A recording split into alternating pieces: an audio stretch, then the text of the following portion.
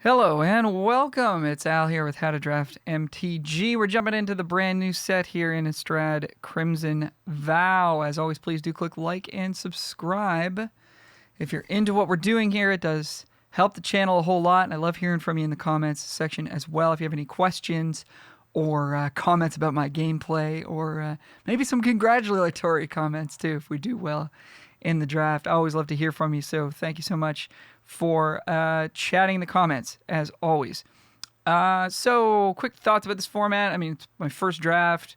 Obviously, I did do my kind of format overview, early draft strategy, pick order video, which you can check out in the description below if you want to see sort of my initial approach to the format. I'm trying not to have too much of a color bias going in, but I will say that I'm a fan of white in general, which is probably no surprise to anybody who watches my videos. I do tend to like white aggressive decks, and white-blue seems to be very well supported, and the rest of the decks, I think, just sort of can lean on white's common core pretty easily. I also like black-red. I think anything that makes a blood token is probably going to be pretty good, so we'll look for that.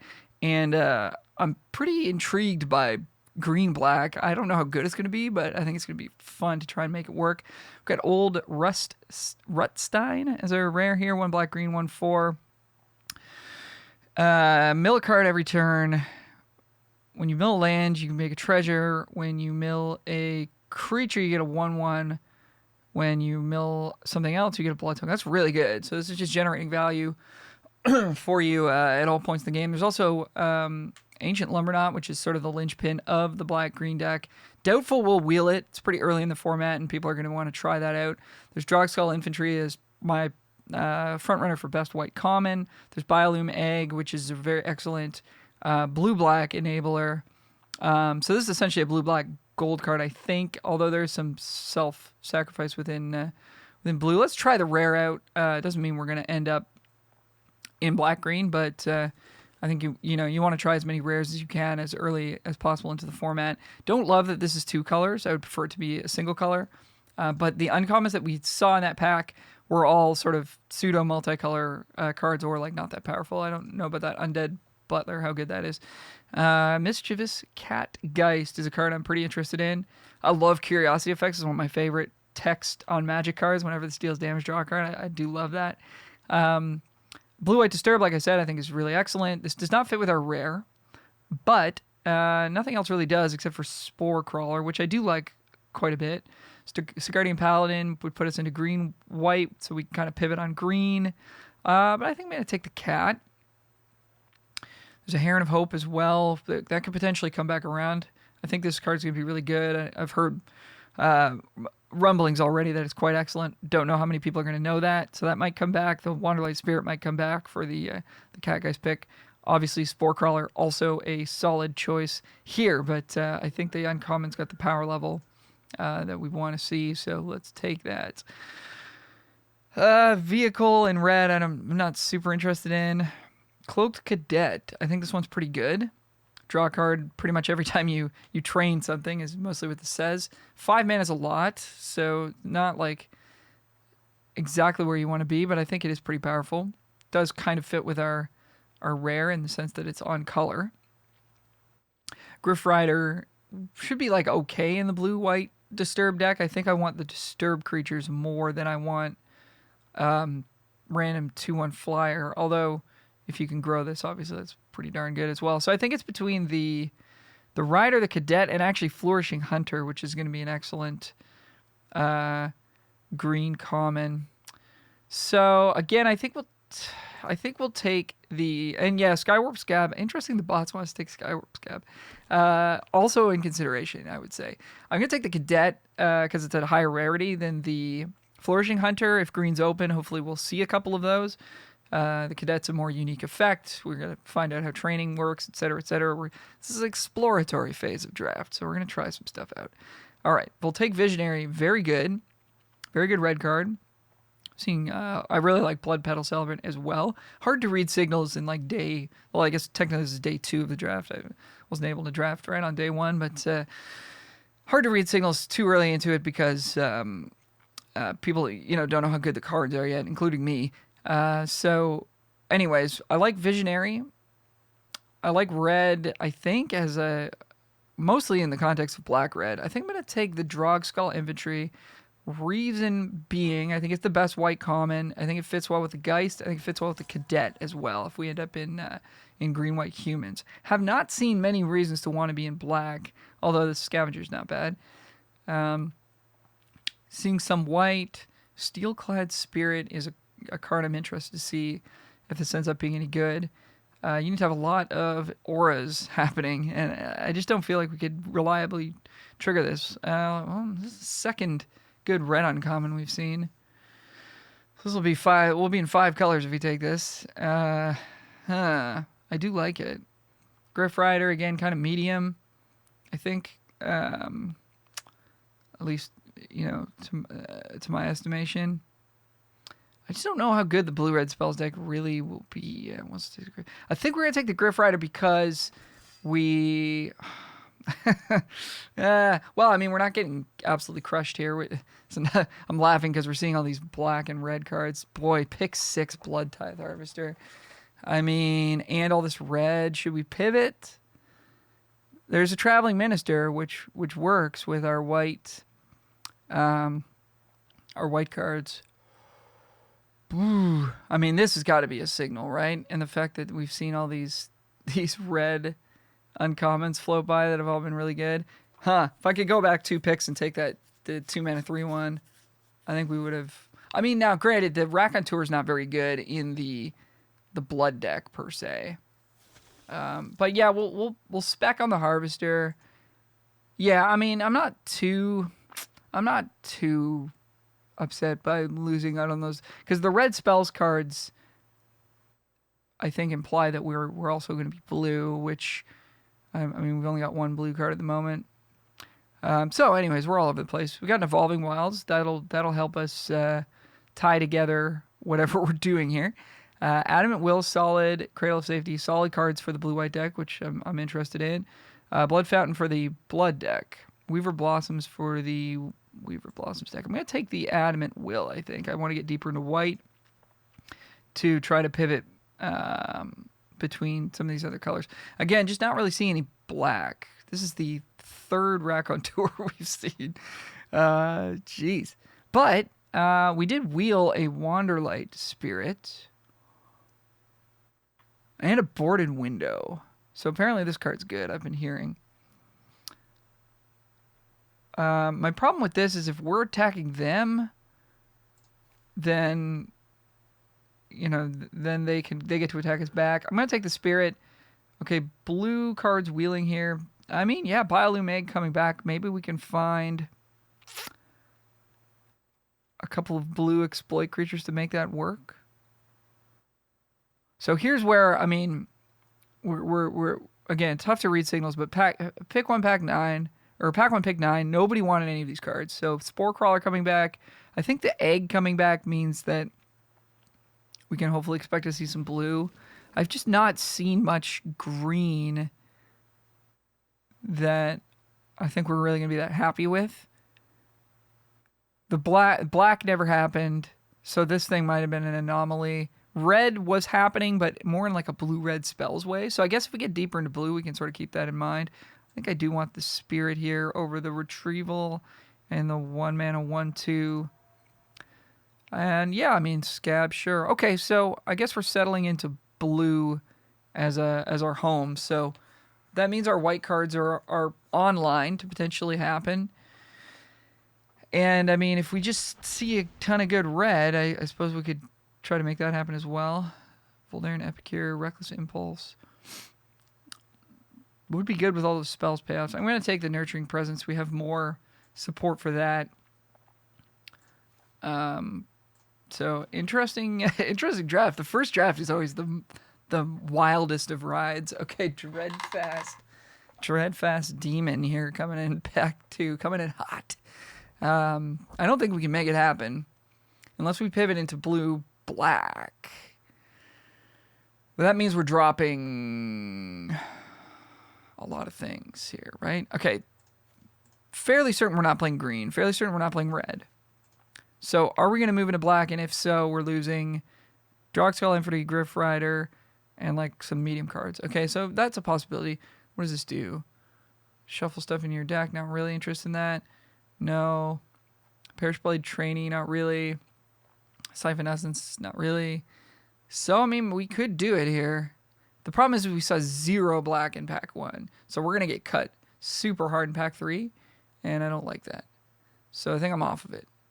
I'm going to take this 2-drop. It might suck, but we're going to find out. I could also take Evolving Wilds there. Hello, what does this do? Oh. A white mythic, but not a good one? I don't know. What does this do?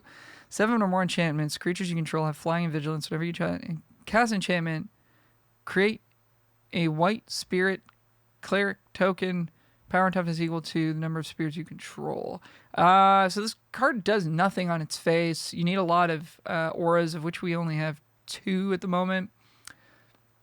So I think I'm off of it. I think I'm on Storm Chaser Drake as a busted 2-drop that's also very good with auras, but doesn't like ask you to spend 4 mana and then do a bunch of stuff. This comes down on 2, starts beating down, stick an aura on it, you draw a card, you know, a little less finicky, I think. Hoping to get the Heron back, although we did not last time. And we're still not like locked into blue-white, but I feel like we're about to be because we're going to pick up this Geist, I think. This card doesn't look that good to me, but it is an aura on the backside. The fact that it's just kind of inherently a 2-for-1 is really good, and it helps you attack, which is good for your training creatures too, right? So that we've got like the trainee here. I guess it's the only one. Oh, no, yeah, we got the Griff Rider as well. So we need something to actually enable the Griff Rider, which will hopefully be the blue 3-1 that shrinks things when it attacks. That one will be good. Forgive me, I don't know all the names yet by heart. The Shield Basher can also do that job, although it does die to the red shock card, Flame Blessed Bolt, and the black Gift of Fangs. Lunar Rejection, decent, but I think we want this Disturb card. Here we go, Binding Geist. That's the card I was talking about. Okay, so we are seeing some black here. Groom's Finder is not a good card. Innocent Traveler is also not a good card. Okay, and Magma Pummeler. So we're seeing some black, some red, but nothing that's really like making me regret my choices here. This card I don't think is good because like a 4-mana 3/3 flyer is not very good, and then the fact that your opponent can like prevent it from transforming if they want is pretty bad, and it comes down as a 4-mana 1/3, so it can't even block a flyer the turn it comes down. So it's just not a good card in my opinion. Yeah, so we'll take the Binding Geist here. We've got room at 3. This Biolume Egg is not making the deck at the moment. We would need to find the blue 3-mana exploit creature, Stitched something. Okay, Markov Purifier. Could do it on the splash, maybe.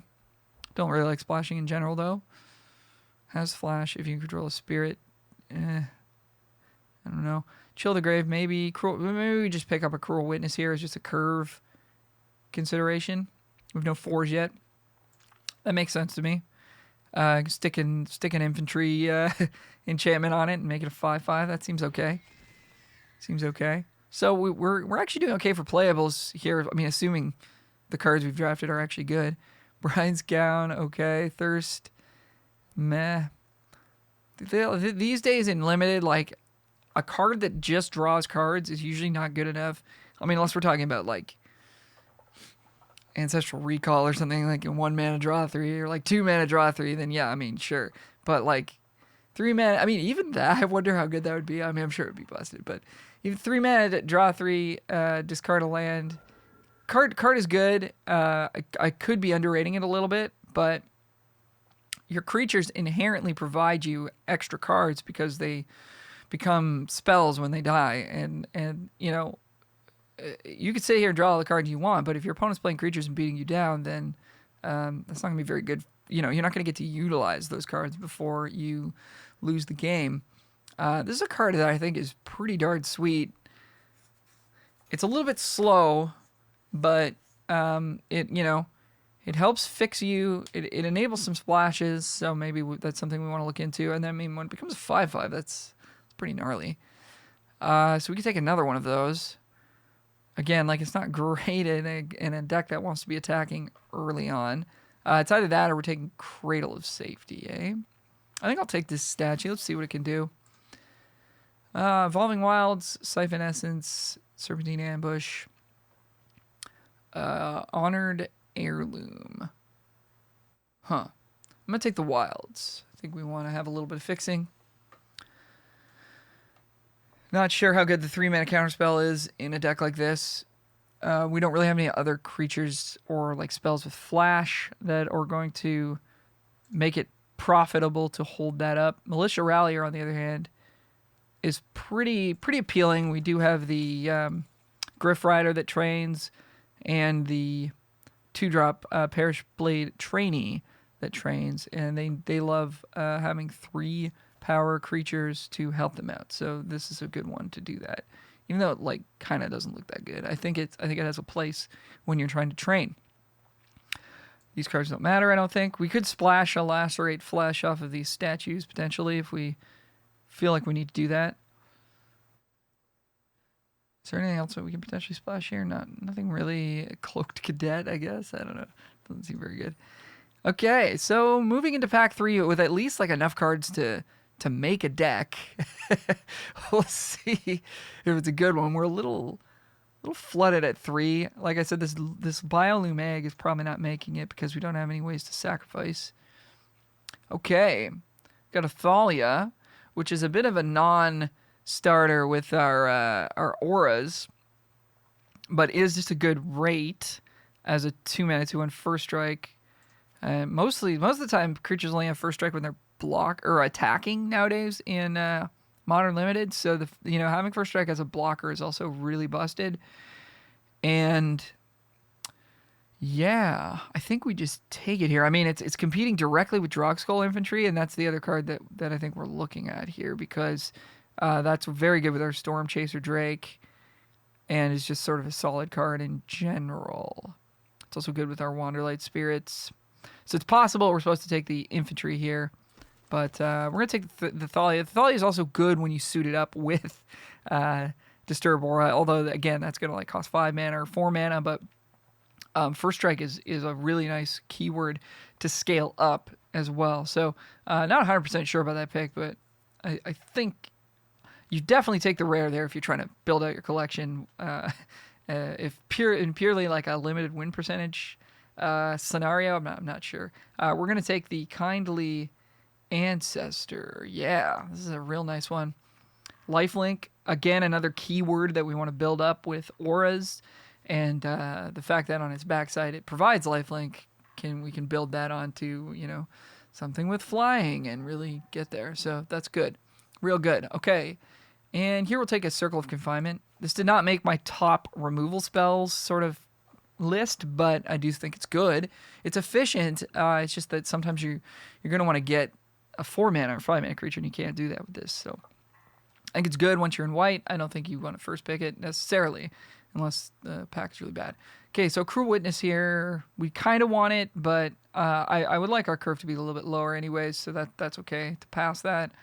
Because it's not like a super important card, and we actually do need spells that interact. Nice. This is a 4-drop that I really like. More than this, I think. More than Cruel Witness. I like Heron of Hope. Again, lifelink. It's very good. And it has super lifelink as it gains you extra life. There's also a Stitched Assistant, which is something we were talking about earlier, is good with the Biolume Egg. But just having one way to sack at this point in the draft, if we were to take it, I think is not great. It's not good enough to want the egg. It is okay because it can sack some of our smaller creatures with Disturb, and then we can bring them back and kind of get value that way. But I think it's better to just have a good flying creature with lifelink that we can actually just stick auras on when they die, rather than try to kill our own stuff. I don't think we're a sack our own things deck. Okay, Arm the Cathars versus Kindly Ancestor. I think we just keep it simple, take the Ancestor. Not sure how good the Arming Cathars is. It will help with training, which we don't have a ton of, so that's kind of okay. There's a Syncopate in the pack as well. Not a huge proponent of counterspells in general in Limited, although Flip the Switch was quite excellent in the previous set, Midnight Hunt. So now we got to think about making cuts. So Selhoff and Tumor, in theory, should be pretty good because you can discard your disturbed creatures, but you kind of just also want to cast your disturbed creatures. But we'll take it. Maybe we'll play it. I mean, there's a bunch of good cards in that pack that we're not going to take because we're just firmly in blue-white here. I don't even think we care about splashing very much. Flame Blessed Bolt, Hookhand, Mariner. I think I was calling this Mariner. I'm pretty sure it's Mariner. Dawnhard Disciple. These cards are all good. None of them really fit for what we're doing. So, sure. Take a removal spell. Why not? Why not? And again, kind of just drafted, just kind of drawing up. But that's okay. I think we have a deck that works here. And it's either Syncopate or Piercing Light. I think I'm going to take the Syncopate. Don't really like the Piercing Light very much. Okay, how many auras do we have? Can we make this Spirit do something? Does it gain flying or anything? No way. 1, 2, 3, 4, 5, 6. I just don't see it. Put it in the sideboard. Maybe. Wow, some very light green Flourishing Hunter there at the end. Ceremonial Knife. I feel like this card might be pretty good with a bunch of creatures with flying, eh? Let's take it. I don't think I care for the supernatural response. And Cobbled Lancer. Cobbled Lancer might just be good in a deck with a lot of early plays. I'm actually kind of interested in trying this out because, we're going to be trading away our 2-drops. Although we don't want to exile them if they have Disturb, do we? To cast a 3/3. I mean, maybe we do. Maybe the curve is just good enough that we actually care to do that. All right. So not a bad first draft. I'm in an archetype that I think I actually like, which is good. Yeah, I mean, we saw some red float by early. We didn't bite on it. At the end of the draft, I don't feel like we really missed out on a red deck, per se. I think we ended up in a strong place. We read that black wasn't open. We didn't pivot into it. I don't think we ended up getting burned for that. The end of pack 3 was a little bit weird. There's a lot of Jund colors floating around, but I mean, I think the deck we ended up with here was powerful. So we read that kind of blue was flowing and just leaned on some of the power level of the early white cards that we drafted, and I think we ended up with an okay draft. So we've got 21 creatures, so we'll be looking to cut a few of those, and yeah, we're going to play 17 lands, I think, because we have lots of Disturb and things to do with our mana. So we'll be right back with the build. All right, so I think we're just going to cut the Biolumag. Pretty obviously, we have no ways to actually enable it by sacrificing it, and I think we're going to cut the statues. This could look horrifically dumb in the future if this card turns out to be like a real format powerhouse. Just sort of thinking about how it's going to play out. Playing this on 3 is cool because it, ramps us to potentially our 4s and 5s if we're missing land drops and stuff, but we don't really have that many of these. And so you want to be tapping this every turn, and then 3 turns later it's a 5/5, and that's cool. I just don't know that it plays towards what our deck is trying to do, and I think that is playing creatures with abilities and evasion, specifically like flying and putting auras on them. So those are my thoughts there.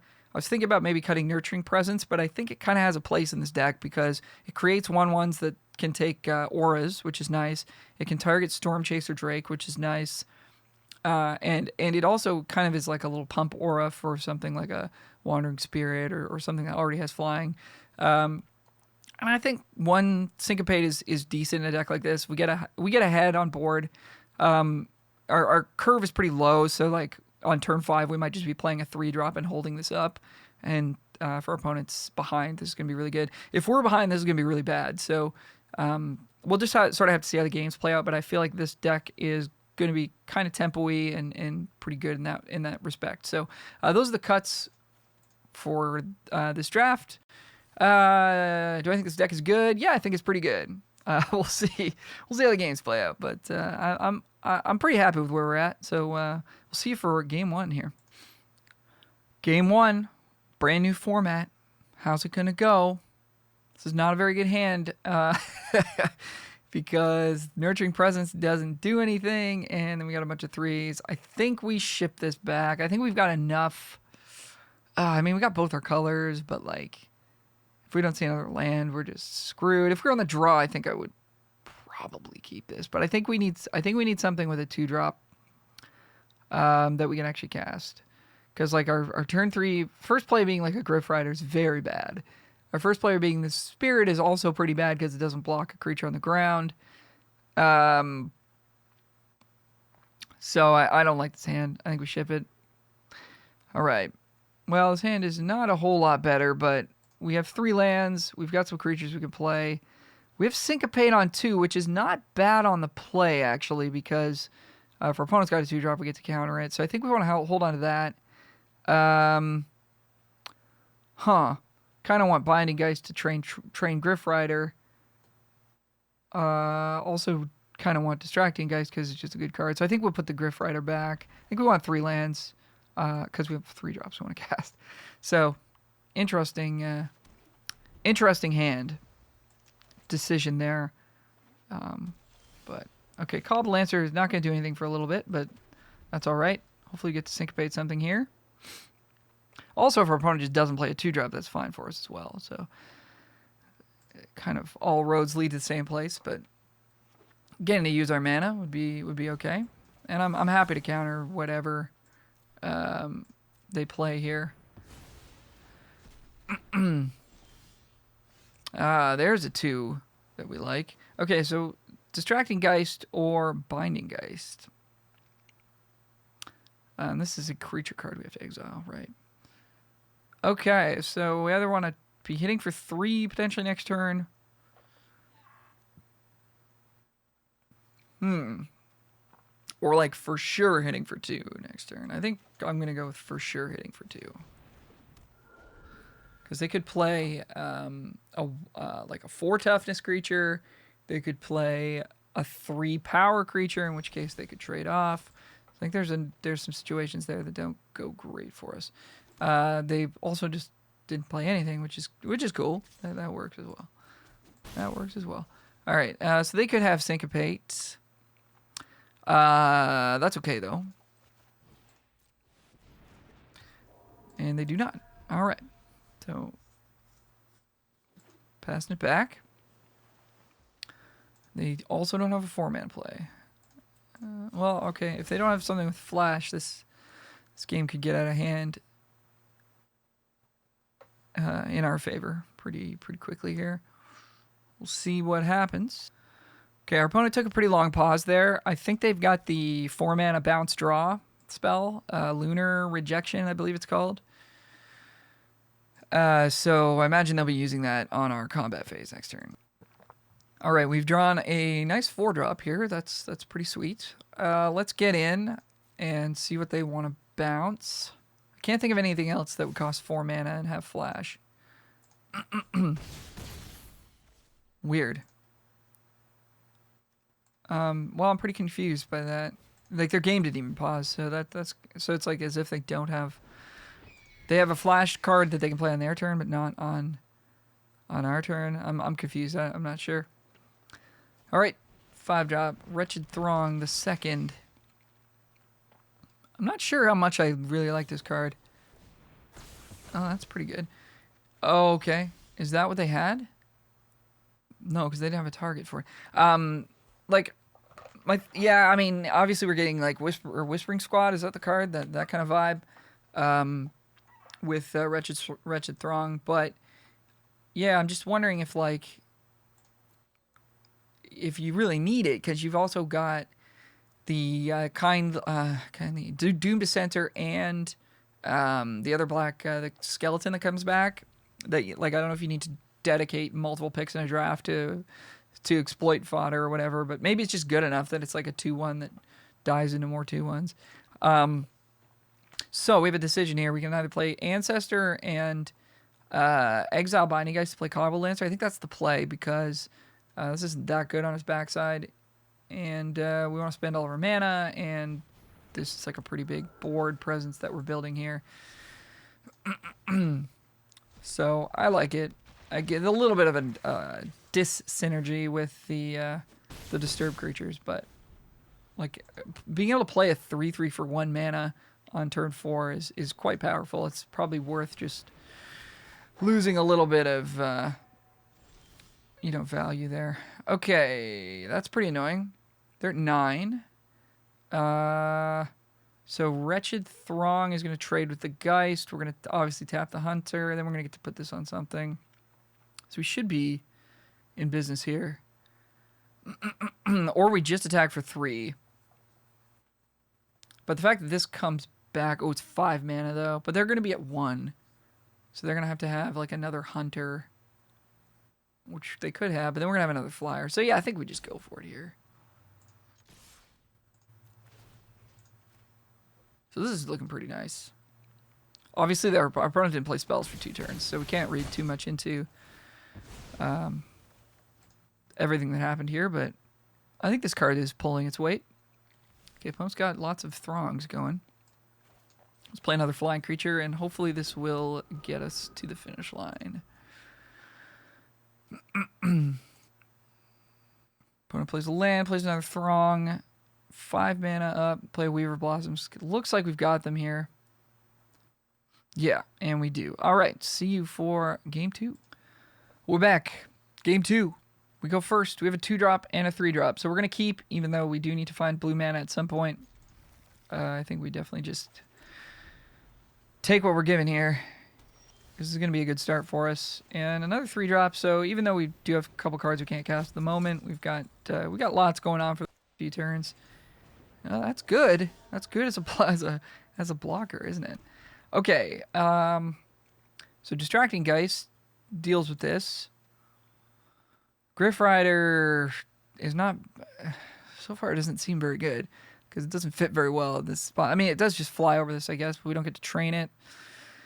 Militia Rallier challenges this, but just trades off, which we don't like. So my problem with playing Distracting Geist here is that they might just have something they could trade off with it.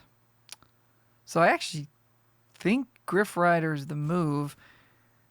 And then maybe like next turn we can play Militia Rallier and train it or something. Yeah, I don't know. This card's already, just with seeing it in game, I'm kind of not into it. Okay, opponent missed land drop. That's not the best for them. We'll get in for 2 here. Okay. And yeah, I think we do go with the... I mean, if we go with the Spirit, we just attack for 4 next turn. If we go with the Rallier, we train this, and then this trades off, which again is not that good. I think we just keep pressuring the air, honestly. So I mean, the training on this card is not something we're really utilizing. It's fine as a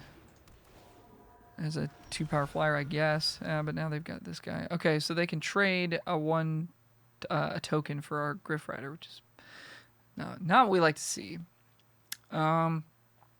So I think we get the Rallier down now and just get in for 2 in the air. And then next turn we can play Skywarp Scob for no value, but a 2/5 is pretty big. So that might be worth doing. Might be worth doing.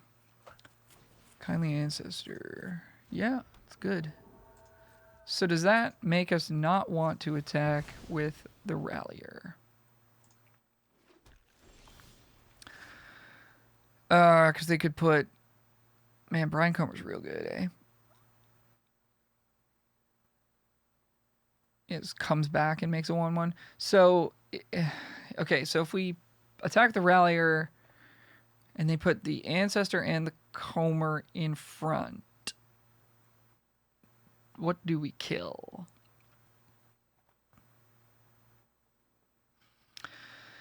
What do we kill? And if it's the Ancestor, they put that on this. They make a 1/1. If we kill the Brian Comer, they put the Brian Comer on something and make a 1/1. So it's kind of the same deal. Either way. But I think that the Ancestor being in the graveyard is a little bit more dangerous because if they play something that's actually good and they're able to give it lifelink, that's kind of scary, right? So, okay. So that was a lot of me talking, but I just wanted to sort of know, A, if it's worth it. We get to untap something too, eh? That's cute. Sure, we'll untap this spirit. Or we could have untapped the Rallier itself, I guess. Okay, they're going to put Steel of Quiet Spirit and Brian Comer. Okay, so we'll just kill the spirit because that doesn't give them any actual value. And now is probably the time for the Geist, right? Either that or another Wanderlight Spirit. I think it's the Geist. Tap down a flying block. Yeah, I mean, but if they just make another 1/1, then this is kind of bad. Actually, no, this is horrible. I thought this had flying. This is horrible. We should have just played the spirit. My bad. It's kind of sick that it's gonna like hurt their chances of casting these auras. So even though it hurts us too, it's when you're ahead with Thalia, it's kind of nice. Inspired idea. Draw 3. What does that do? What does this do? Draw 3. Your maximum hand is reduced by 3 for the rest of the game, so they're going to have discard 4. Or discard 2, sorry. Yikes. Okay, in for 2. Yeah, I made a bad play, okay? Just don't... Well, I don't know. Not much would have changed. If we played the spirit, wouldn't have been able to block anyways.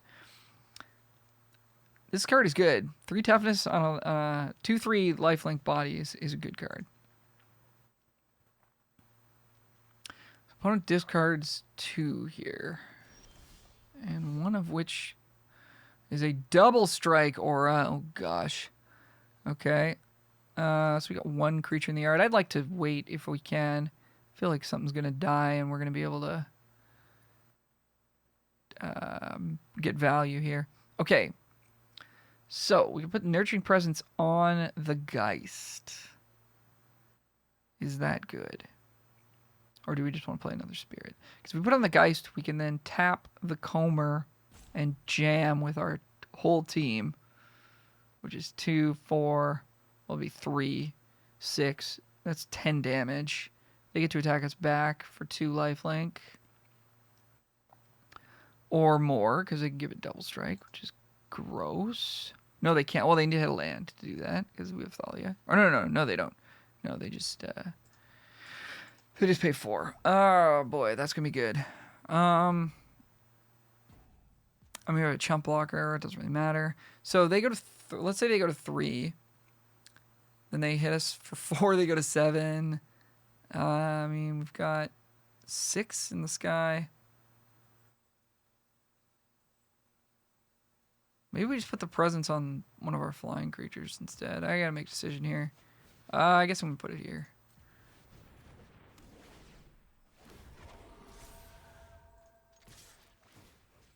Tap Brian. And opponent chumps. Yep. Alright, so they're... Yeah, but then they get a double striker and they make another token. Oh, I should have done this differently, I feel.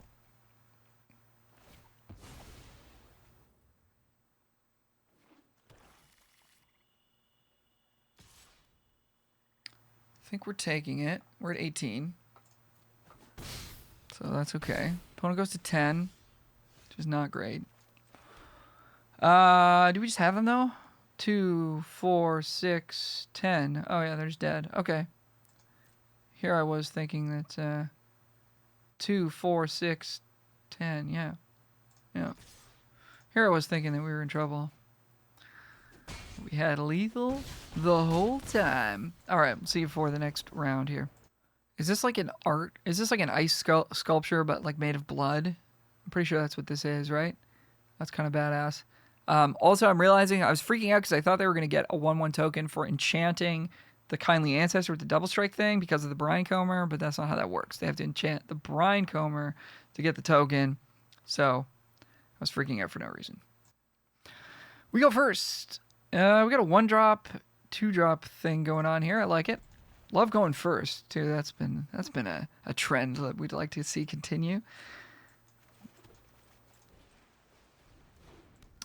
Yeah, so Nurturing Presence looking decent. Looking decent. Need to see a 3-drop next turn to really feel like we're doing it. We could have got blown out there by the shock. I just didn't play around it because, you know, I like to live dangerously. Probably would have been slightly more correct to attack first, but then you don't get the pump. So it's tough. It's tough. I don't know. Sometimes you just gotta make them not have it, I think. I don't know. That might have been a horrible play, statistically, but we did it and it worked out, okay? So don't judge me. Just kidding. Judge away. Judge away. That's what I'm here for. Okay. Well, we're curving out. This is good. Curving out is nice with this thing because it's actually providing a lot of damage for us. This is a 2-drop that's gotten in for 2 every turn. Yeah. Plus it got in for 1 haste. That's pretty sick. Okay, opponent abrades our Heron, which is kind of good. Gives them some attacks. But we are racing, right? So they've got 2, 4, 5. We're 14. They're going to 4. So we're definitely just swinging out here. And then they kind of need to have either removal or a flyer. But the flyer doesn't work because we have this. So they need to have removal here. So this is good. We're in a good spot. So the old 1, 2, 3, 4 curve is working here. It's always what I want to be doing in draft, I think. Okay, remove the Geist and the Spirit. Okay, so they've made that happen. So now we're behind, and we're drawing land. So that's not good. Okay, so they have 5 power. We have 2 power. Plus, they got 1 more card in hand, so they could probably ding us 1 more time.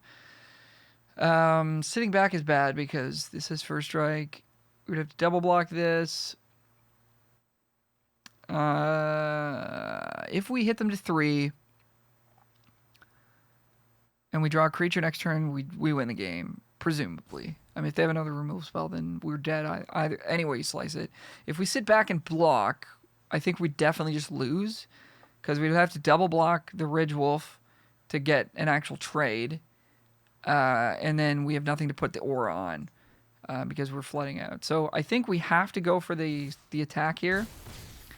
If they have like 2 spells or a pump or something, we just die this turn. That's okay. Okay, yeah. So this is gonna be pretty bad for us. It reveals. Okay, well they didn't reveal another spell. So yeah, so I mean it's like if we draw a creature, we win. Oh no, we're dead. No. Okay, they drew a wolf. Yeah, all right. So, I mean, I think it was correct to play towards that there. Just, obviously disappointing that we lost, but like there's no block here that makes it so that we don't just die next turn anyways. Assuming they didn't have lethal here, right? Like if we sit back here and we put this in, this has trample, put this in front of this and like take 4 down to 2 or whatever. And then we got a 1/1. Be interesting to see what our next card is actually, because maybe we like draw another. I guess there's a world where we like chump here. They're at 4 though, and then we would draw another Nurturing Presence, and then they would go to 1. I don't think so. I think it's correct to attack there, and if they kill us, they kill us. Their removal lined up well, and we flooded out, and yeah, I think that's just the way it goes sometimes. See you for the next game. Oh no, we're on the draw. This hand is a little bit awkward because we want to. We would like to fetch a Plains on turn 1, but we would also like to play Lantern Bearer on turn 1. The fact that we have a 1, 2, 3 curve without any white leads me to believe that we should just get a little risky maybe and not play the wilds. There's a decent chance we just draw a Plains naturally. And then, I mean, the only way this goes really bad for us is if we just don't see another land. So I think I want to go for this. But this is a little bit awkward. This is why the Evolving Wilds is like sometimes people will say don't ever play this in your aggressive decks because because you get into spots like this where you want to play your 1-drop. But we're committing to playing our 1-drop here. This card is so good. I said that in my previous video, but this First Strike is a busted ability, and then this actually dying into a valuable resource is very, very good. Kindly Ancestor kind of is this creature's kryptonite, though, in a bit of a way. Oh boy, they're gonna jam with both here. Oh boy. Well, I believe we are behind and we want to trade off here. Going to 14. We don't have a way to... If we had a way to for sure cast this next turn, maybe we would want to not trade off. But I think we are not the beatdown. I think we just trade off here. Even though this card is sweet and can provide us with some value later. I think the way that we end up winning this game is by...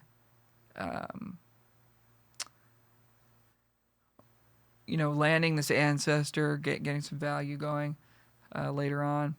This is pretty awkward. Again, because we don't have white. I think we play the...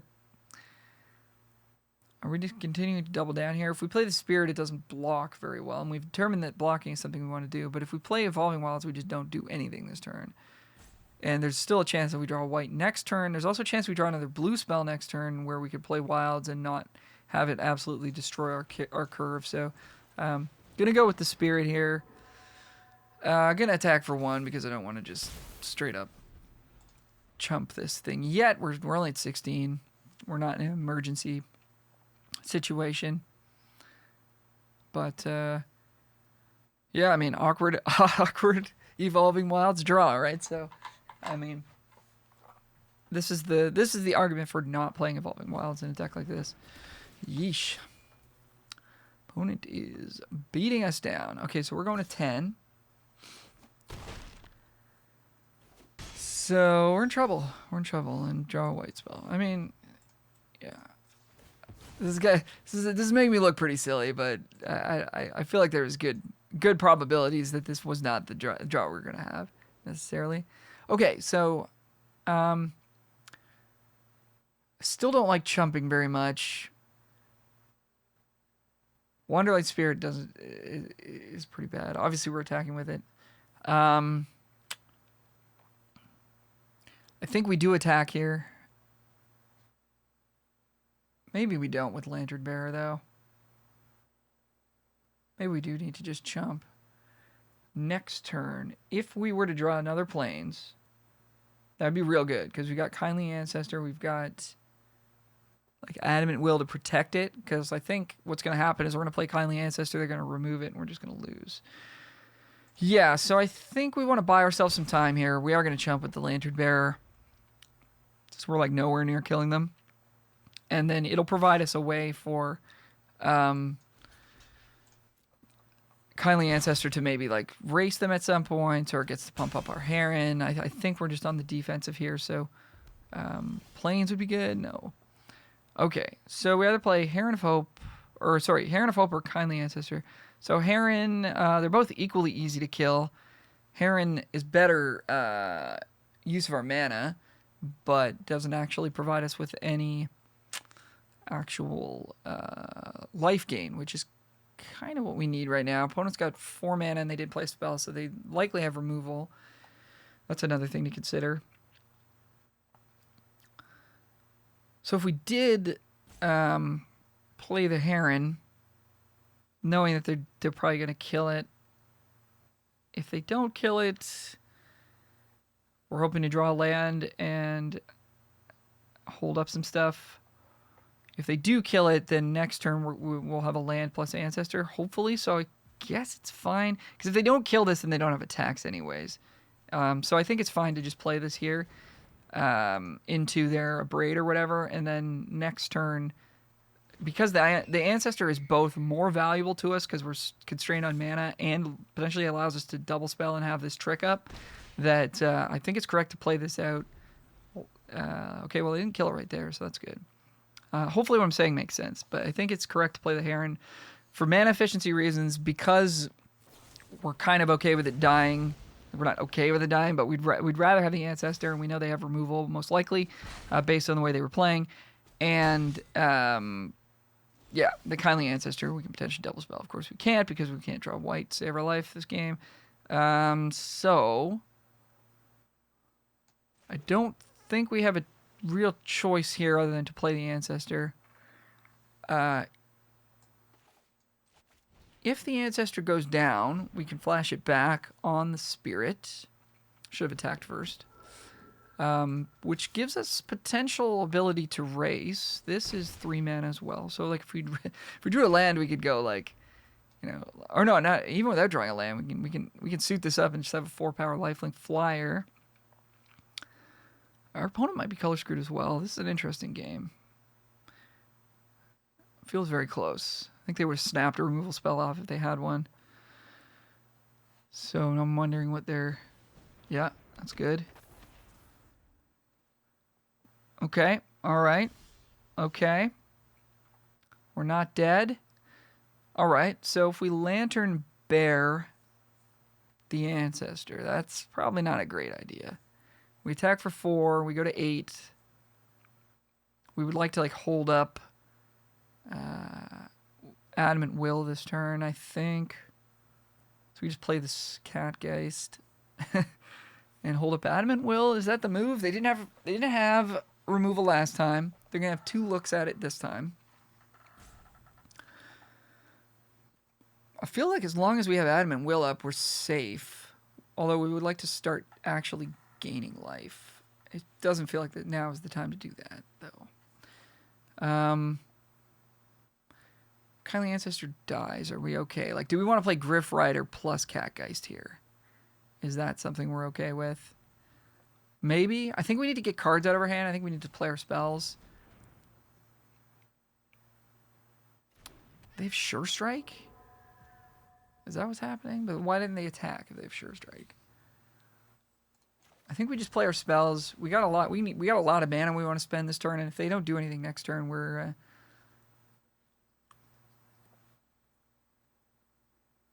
okay. I'm very confused by what's happening here. They have something that has flash, and we don't know what it is. Okay, in for 2. Maybe they just... Are they afraid of killing the Ancestor because it comes back as the aura? Probably not. We would have just died last turn. Okay, they've got that card. Alright. Exile's pretty dope on that. That's pretty good. There we go. There we go. Okay, opponent's got their black mana. They have 5 mana. They're thinking about casting Lacerate Flesh, it looks like. If they have Lacerate Flesh, we're dead. So, we can go ahead and do that.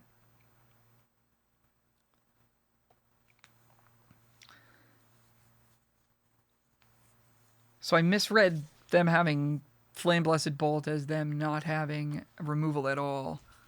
So I wonder if that would have changed how we rolled that game. Yeah, I think Griff Rider's the card we want to trade here. Don't think there's a red trick that gives trample. This doesn't have trample.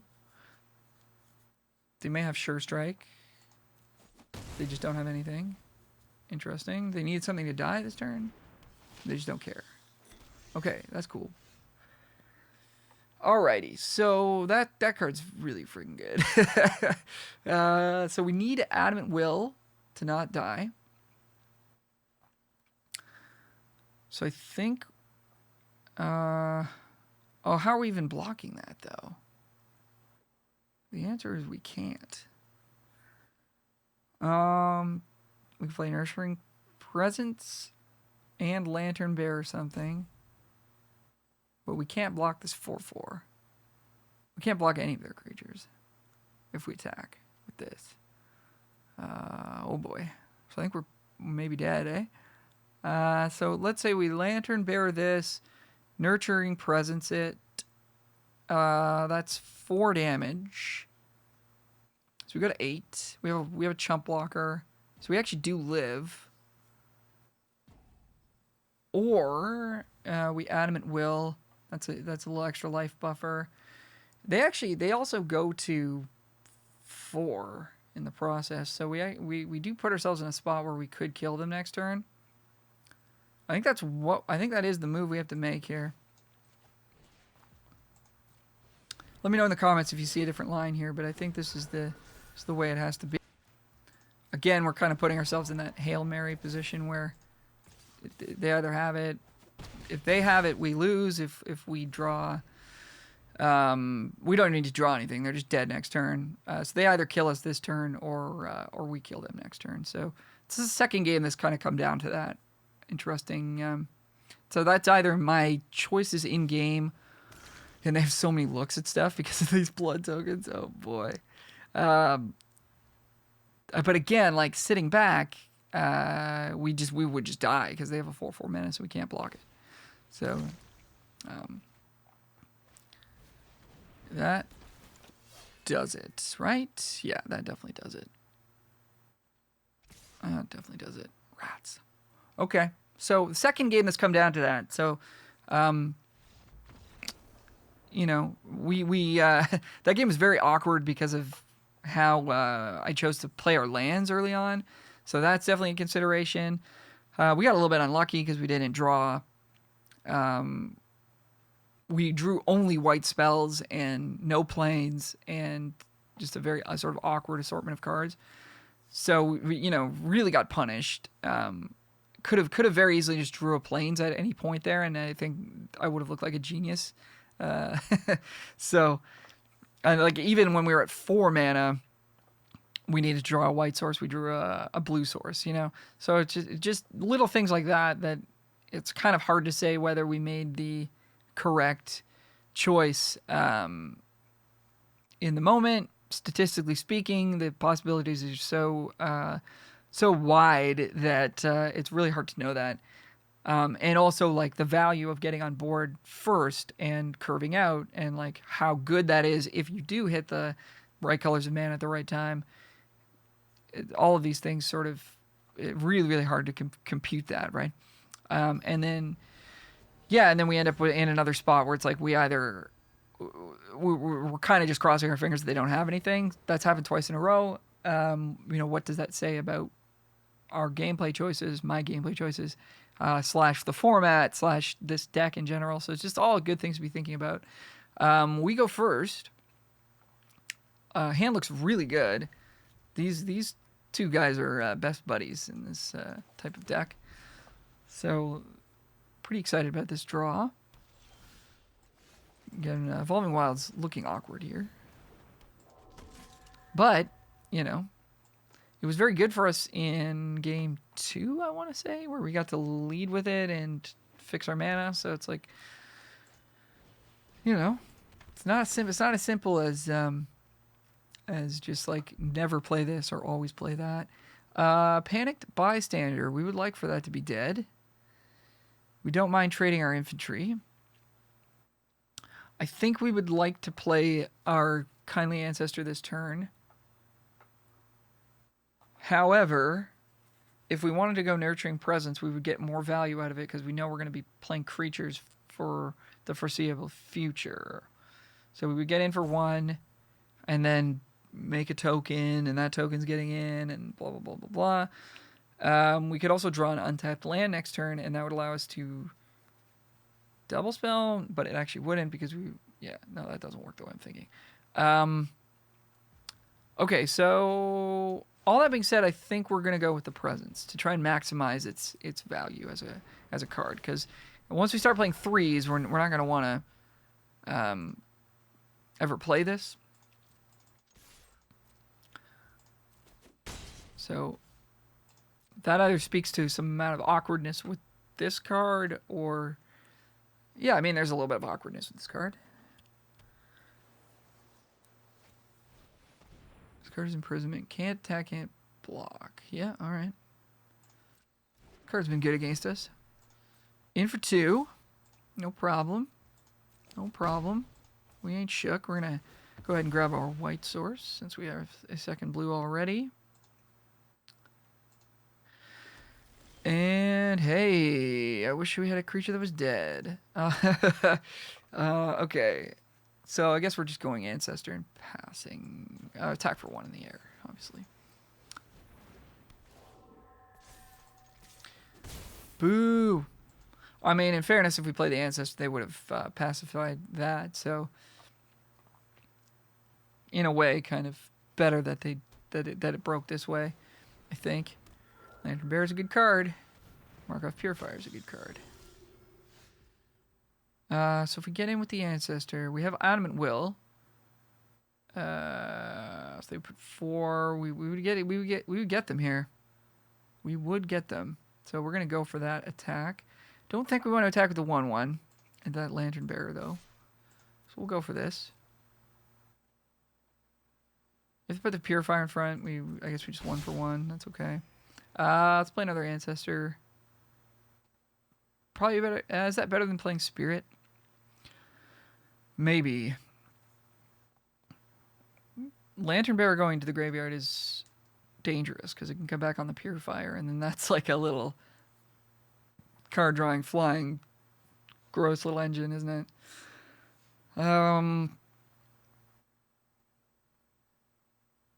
They chose not to block there. I just feel like if we play the Wanderlight Spirit, they will actually want to block. Yeah, so I think we play the Ancestor. Also, it makes our attacks worse. But something to think about there. Cobbled Lancer is pretty awkward. There's not really a creature that I feel we want to exile. In for 1. That's fine. Syncopate. Well,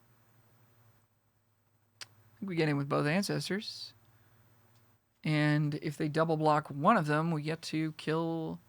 I guess if they double block Heron plus Markov, we only get to kill 1 creature. But killing Markov Purifier is pretty important to us, I think. That's the card that really feels like it's making us want to make different choices. Although this will transform if that goes down that way, won't it? Jeez. Because they're going to gain extra life off of the Heron. Yikes. Could get in for just 1 in the sky. Adamant Will kills Heron of Hope. That's pretty good for us because Heron's pretty annoying. Maybe that's the move? They're going to get to transform this. Oh, it's the beginning of your end step. Okay, never mind. They're going to get to transform it anyways with Heron, right? So we should just get in. We won't have blocks on the Purifier if we attack with both of these, though. And that's kind of something I don't like. So, oh, I guess we do because we've got the token. Token blocks it. Yeah, that's fine. Okay, sure. Okay, so they're going to take a bunch of damage. We're going to gain extra life. Nice. Okay, so I think we just hold up Adamant Will here.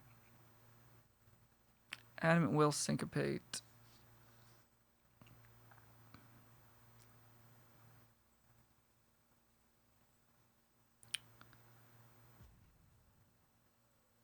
Adamant Will blocks is not very good though, is it? I like the fact that we hold up 2 spells here. Just thinking, like, are we gonna block Heron with the token? That opens us up to getting blown out.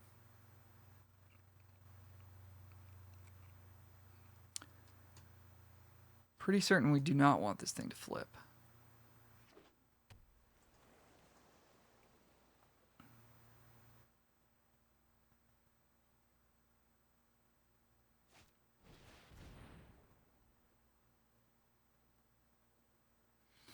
That's good.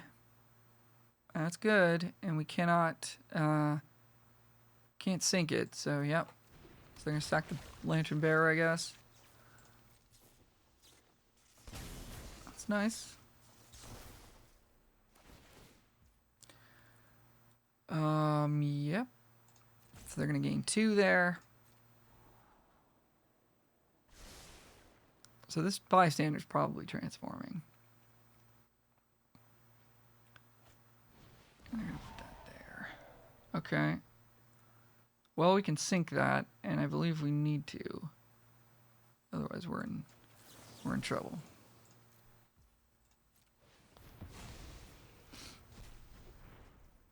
We can still attack with the purifier, but we're gonna get to kill it, which is good. But then they flip the bystander, which is not good.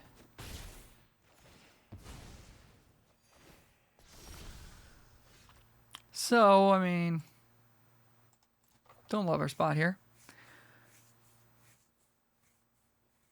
And we're in a tough situation now. Wanderlight Spirit's okay though. That'll at least block Heron, but this thing is just gonna run roughshod over us. We do have the Circle of Confinement that would take care of it. So we're not like totally boned here, but and they have to pay mana to give this Death Touch. So I mean, yeah, if we get the Lancer down, maybe. But that card is super good, man. Because if you triple block it, they give it Death Touch. They get to kill 3 of your creatures. That's real good. Real good. But we're 23, so we can take some damage for a little while. Innocent Traveler. Oh, nice. We can sack our Drogskull Infantry to that and get value. That's real good. I like that.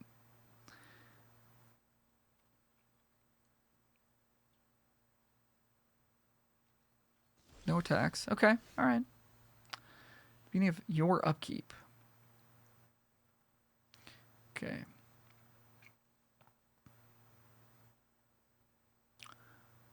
Well, I don't think we're attacking. I think we're just playing Storm Chaser Drake.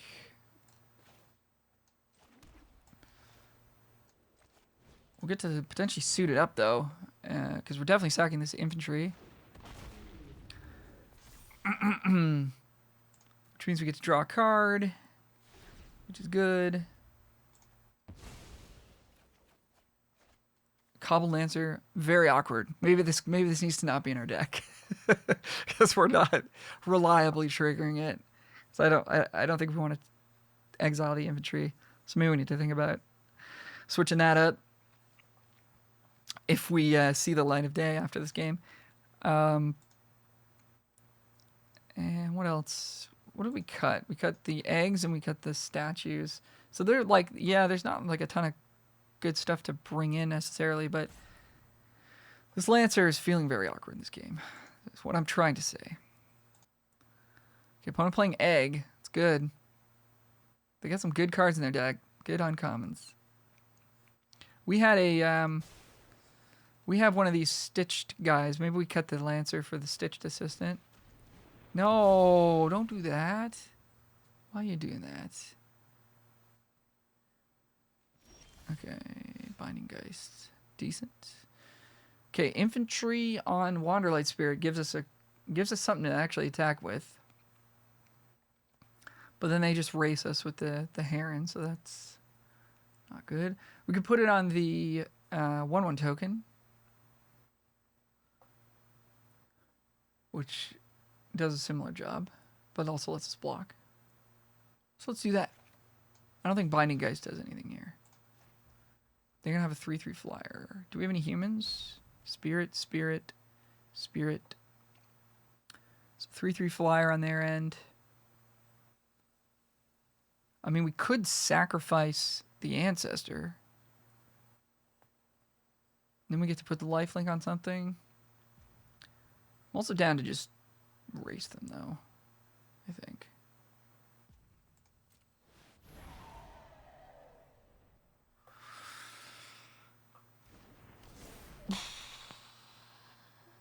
Oh boy, that's tough. Oh, we can cast Cobbled Lancer. Nice. A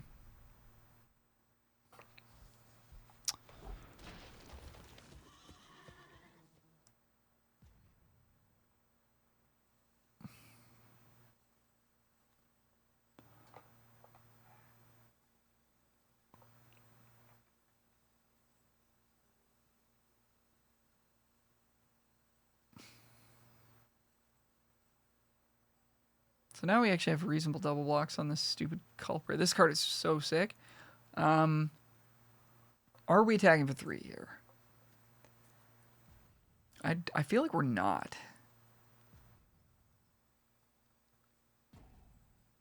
It doesn't seem to make sense to me. At the very least, they can just attack us back with Heron and gain 3 life.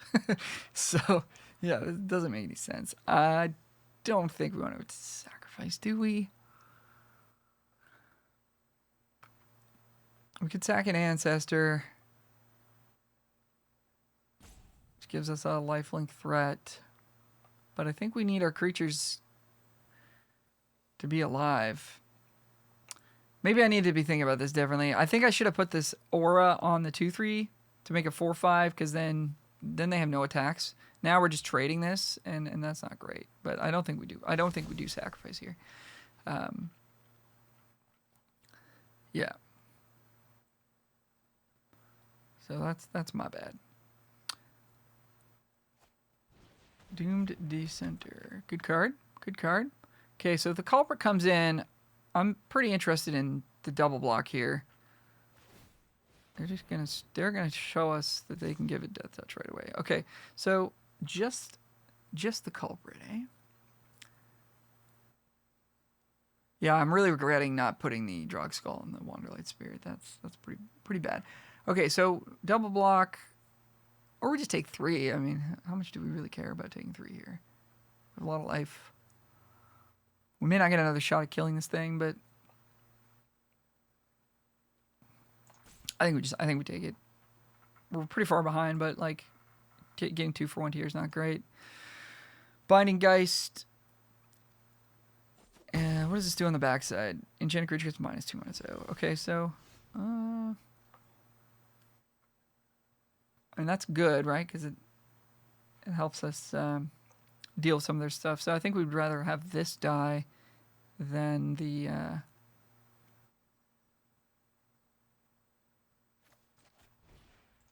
one of these ancestors, I think. Yeah, we're not in a great spot here. Not in a great spot. Oh, geez. I didn't think about that. That's okay though. We'll trade off our 3/3, I guess.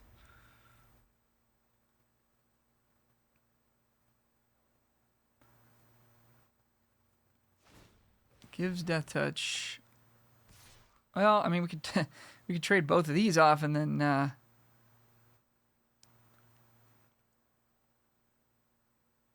their intruder is smaller, so that's cool. And then we can put the Geist on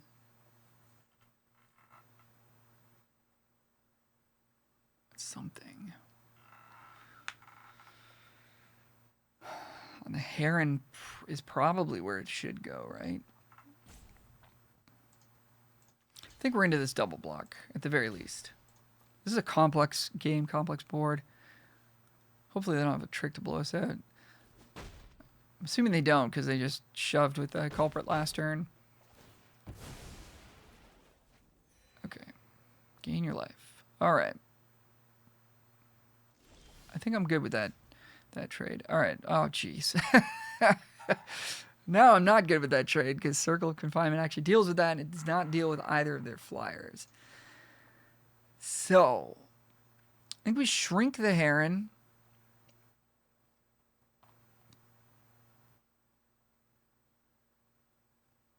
See if we can get the trade.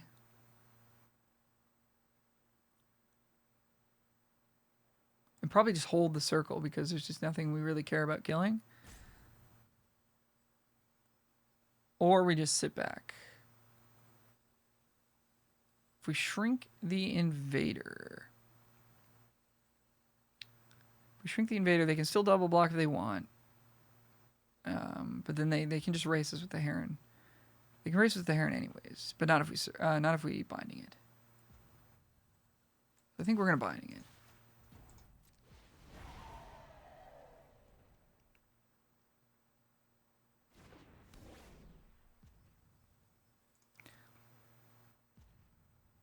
And I don't think we want to attack with the ancestors just yet, but if they trade the invader or start attacking us with it, then we have the ancestors as attackers to gain life. Okay, trades. Good, I think. We'll hold the circle for now, because if this Biolume ever comes back, we can still circle it. Because I think it's still got that mana cost of 3 on the front side, even though it's been transformed.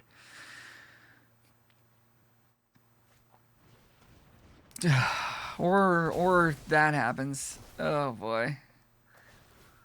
Oh no. Oh no. Okay. Sacrifice 2 islands, can't be blocked.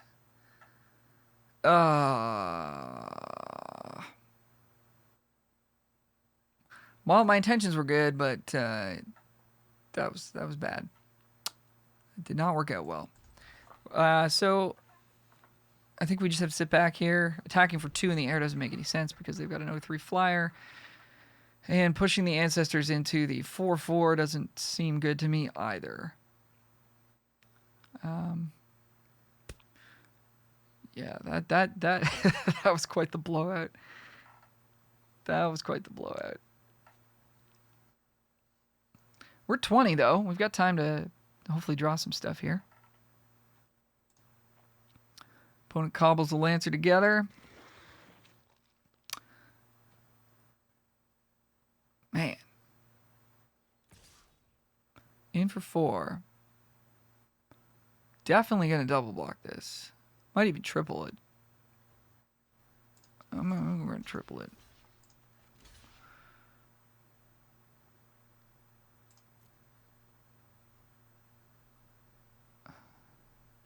Adamant Will would end our game here, but I think getting this off the board gives us a chance, you know? Okay, so we can give lifelink to our spirit. That's kind of cool. Start. I mean, they can continuously block it, but at least we're gaining some life. And then like later, if we get where's our Lantern Bearer? Is that gone? So we still have Lantern Bearer that could potentially pump it up. I don't think we're blocking with it. So I think we just go for this and sort of see what happens.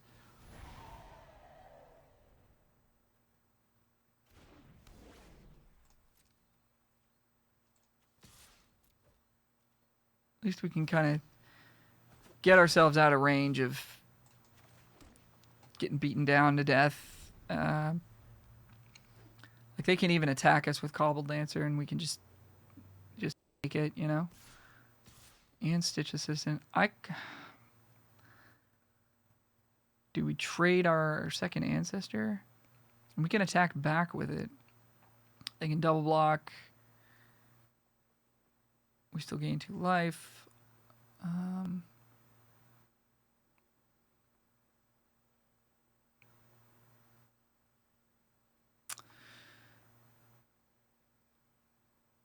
We could put it on the Cobbled Lancer. I think we block here and put it on Cobbled Lancer, but we probably don't attack with Cobbled Lancer. Because if they double block, they still end up with a 2-2, and this dies. It's not great for us. Distracting Geist. That's good. It's really good, actually. Okay. Well, it's not. It's decent. It's decent. I keep forgetting it doesn't have flying. Now. But, I mean, whatever. It's going to die. It's going to trade. Okay, so maybe we do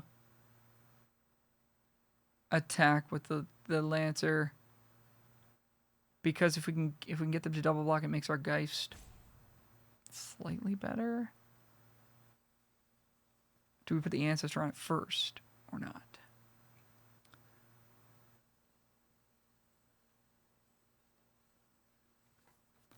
So them like ending up at the 2-2 kind of doesn't help us.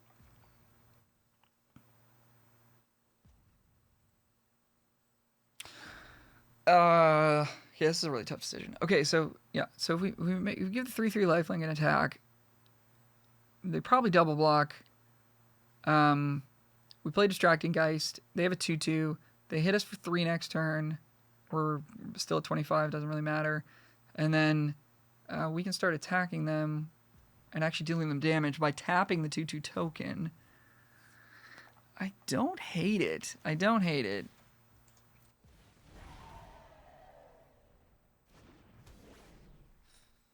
Or we just play Distracting Geist and tap Doom Descender when we attack with it and just trade with this ghoul and then we get an aura. That's also okay as well. Maybe that's the move, actually.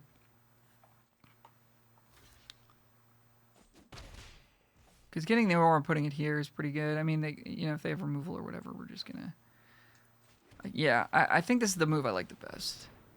Because this hamstrings them attacking us back.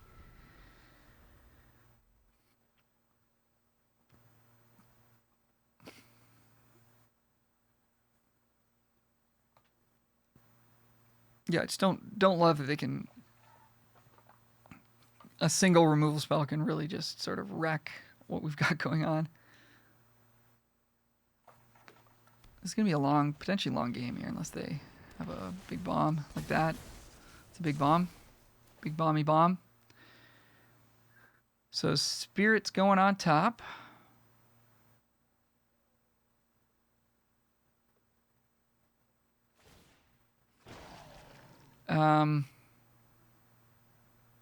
Boy.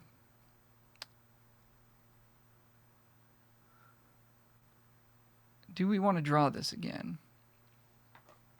Now that it doesn't have lifelink, it's a whole lot less valuable to us.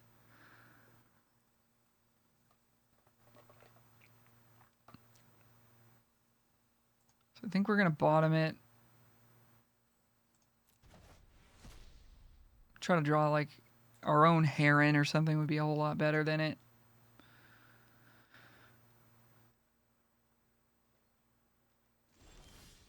Nurturing Presence.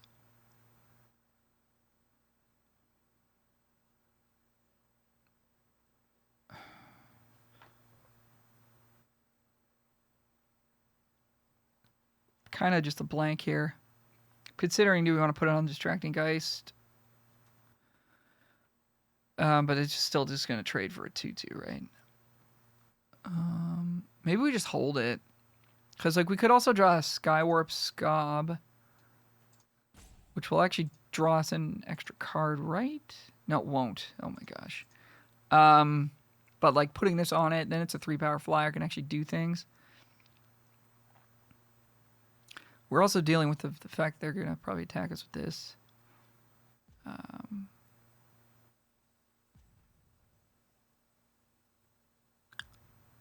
Kind of okay with that, though. I think we're... I mean, the other problem with holding is they could have another one of these and we just get blown out. So if we put it on the Lancer... If we put it on the Lancer, we have blocks on this as well. Yeah. Oh, no, we don't, because it's not... It's not +1/+1. It's only +1/+1 when you're like attacking them.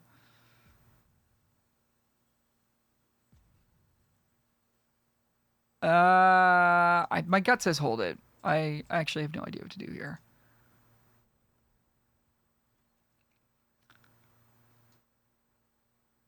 Because like if they attack us for 3, we just take it. Then maybe we can put this on here, jam with a couple of creatures and get and have like a favorable attack or something. Man, this is rough. Getting blown out by this thing, man, that was so awful. Yeah, just in for 3 with that. All right, well, we're 27. We can take some hits here. All right. Wanderlight Spirit it is. And pass back. So maybe next turn we play Presence on the Spirit and swing for 3. That's kind of doing something. Deck really does want some removal. It's sad that we don't have any, but I mean that's something that this deck is going to struggle with. Yep. Yeah, we're real far behind here. Take 3. Interesting they did not come in. I think I would have come in with these if I were them.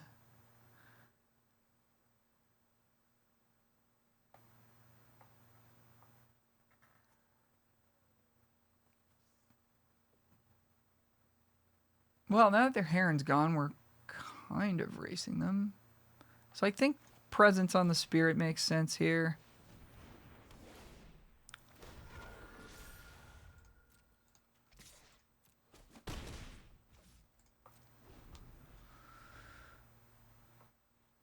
Because now we're racing 3 versus 3 in the air. Obviously, they have a way bigger ground squad than we do, so we're gonna have to deal with that.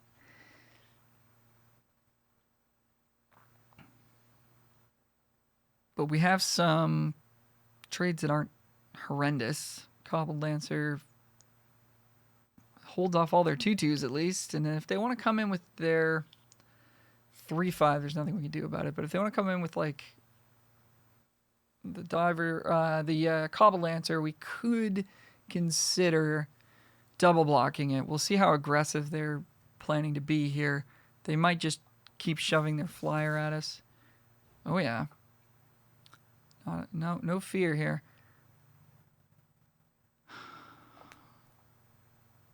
I think we have to make them have the trick. Interesting, they did not come in with the ghoul. Wonder what that means. They have blood, gift of fangs. Okay, that was a strange attack. Okay, so that's cool. Continue to pass the turn, I guess. I don't love our chances in this game, but I feel like we got to keep playing because feels like we've got potential to do something here.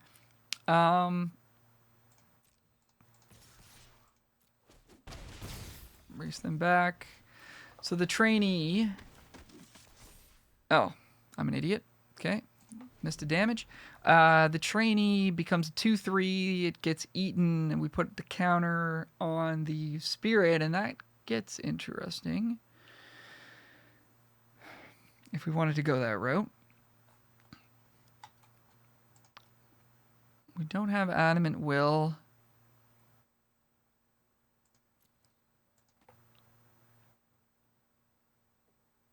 Can't remember if we have a Cradle of Safety in the deck or not.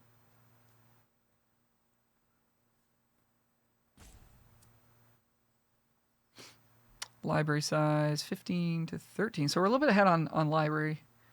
So if our Cobbled Lancer dies, we can afford to exile it. We're a little bit ahead on life. We're behind on board. Kind of. Slightly. One's got 2 cards in hand. One of them I'm pretty sure is a land because they just ripped through their combat. Last turn. What the heck? What? That's good. It's real good. Okay. We don't have any creatures in the graveyard, guys. In case you were wondering. So we can't draw a card off the Scob. We can cast it and attack them. We're dead in 3 turns, so we need to turn on the beats here, I think. Then, yeah, essentially dead in 3 because they could Alpha Strike us once we're at 1 or once we're at 6.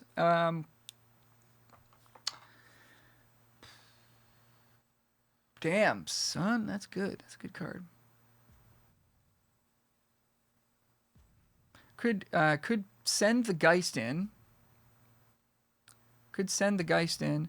If we send the Geist in, we tap the Crow Witness, which means they take 3 or 4 if we want to scob it up first, and then like next turn we could aura and race, and this actually blocks really well. So I kind of like that. I think I like that move because we're certainly racing them now. And we've got this little lifelinker in our back pocket.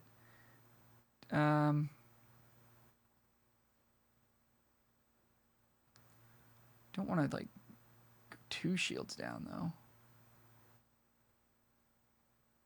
Train. Oh, I should have played Scott pre-combat. Should have played Scott pre-combat. I guess if we played, I guess we'd swing with trainee, then we get to exile the Scob. So, yeah.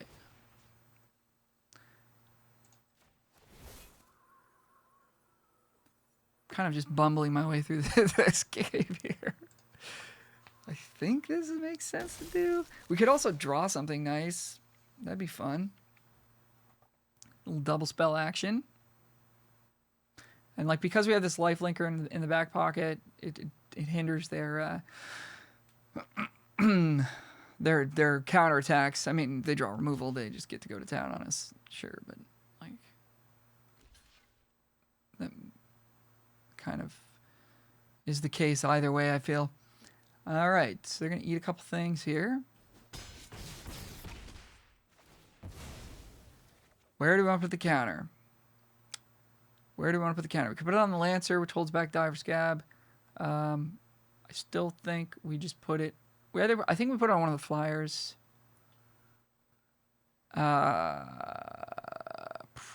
Wanderlight Scab. Or Spirit. But we could put it on the Spirit token. That diversifies our portfolio a little bit in case they do have removal. But either way, they're just going to kill the thing that has the Geist aura on it. So I guess I'm going to put it here. All right, let's draw something sick. Here we go. I know I missed the damage, but we get to draw a card now. Parish Blade Trainee, get out of here. Thalia, get out of here. Land, get in here. All right. Well, they're 10. We have 6 power coming back. They're definitely hitting us with the Dreadlight this turn, obviously.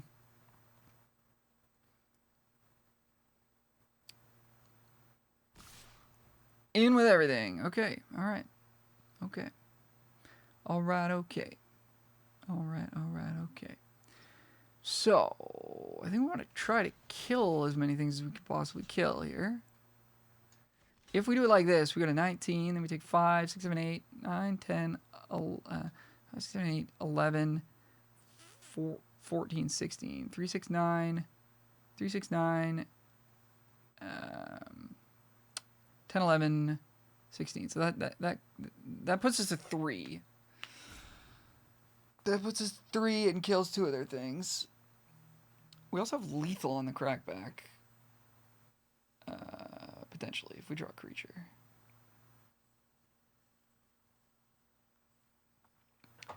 So we could save 1 damage realistically by blocking Cruel Witness and not killing something. I think this is the way we do it. We are, I guess, potentially dead to that thing next turn. It's always scary when you go to 0 for a split second before the lifelink triggers. So if we draw a creature, they're dead. Okay. Or they're just going to scoop. 3, 6, 9. What? Okay, well, they weren't dead, but... Unless... Does this trigger off auras or something? Nope. 3, 6, 9. I don't know. Hey, we won! P.S. We got out of that match. I was sure we were going to die, so... So let's take a quick look at the build here. I did mention a couple different things that I was thinking. Cobbled Lancer kind of being one of them. So we'll just take a quick look at the build here. All right, so just having a quick look at the build here. We would like more interaction, which we don't really have. I'm not going to play Fear of Death. I don't think it's good enough, especially in an exploit format. Steelclad Spirit, I still don't know how often that's getting in. But one other thing that we kind of need is like a way to break through board stalls. And I think the answer might be this knife. It turns our 1/1s into actual threats.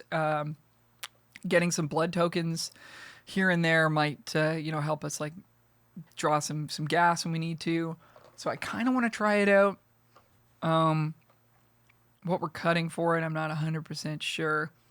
I think it might be one of these Nurturing Presences, or Syncopate, or Cobbled Lancer.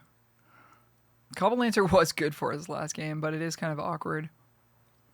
I'm going to try cutting a Nurturing Presence for it. Again, this could look silly in the future in retrospect, but I want to try this out. See how good it is. Opponent goes first. We have a good hand. We've got a nice 2-drop here in Storm Chaser Drake. We could also play the Perish Blade Trainee and get that happening on the back of the Drake. But we'll see what our opponent does. And we have a very awkward draw here in Lantern Bearer. Not that awkward. I mean, we have both of our colors. I think we can afford to hold off on the Wild. So here we go again. A little Wild's dis-synergy with Lantern Bearer. Now, like, we only have one Lantern Bearer and one Evolving Wilds in the deck, too. So it's like, we shouldn't draw them both all that often, but it's definitely coming up. So opponent probably has a flash removal spell here. Do we want to let them have the Drake or not? It'd be very cool to be able to play the Drake and hold up Will in the same turn. So I think I'm willing to get the Trainee down. Let them kill that. Okay, it turns out they didn't have anything. Like a red-black deck that doesn't play a 2-drop, I think it's fair to assume that they do have a removal spell. Okay, we cannot play a 3 this turn because we don't have one, so now we get to slip the Wilds in. And I think we play the Drake here. If they kill it, we have Cruel Witness on 4. If they don't, we are attacking and growing our Trainee. So that's what we're going to do. Just going to crack this now so that we don't accidentally click through it.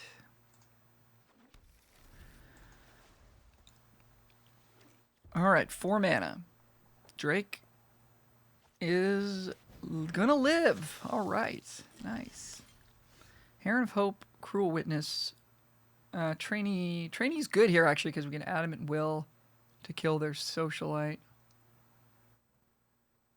which is like not even that good because we don't get to spend all of our mana. There's a good chance they don't block though, but they're pretty far behind, so they probably need to.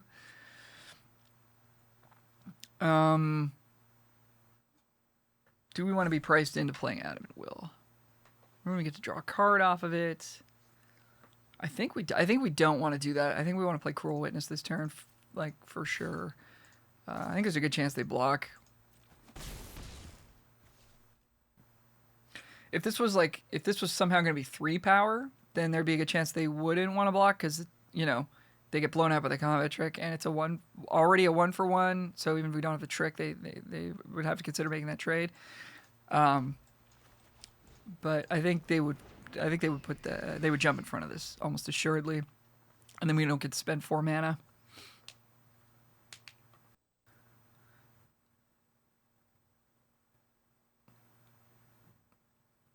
All right, Cruel Witness. Is it gonna live?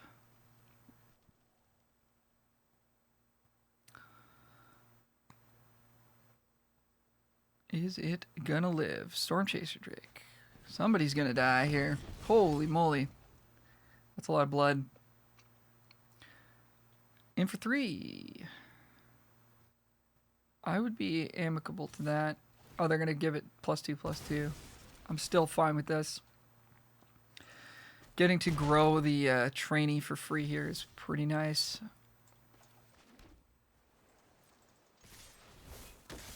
Any non-creature spell you get to surveil. Alright. And this is lethal. So they can't attack unless they have removal. We also have Adamant Will, which could get us there. And we should keep in mind that if they kill Cruel Witness, attack us with Socialite and are tapped out. If we put Adamant Will on Heron or Lantern Bearer, we would get a training counter on the Perish Blade Elite, which would be 1, 2, 3, 4, 5, 6, 7, 8. That would be lethal as well. Yeah. All right, opponent plays Mana Rock.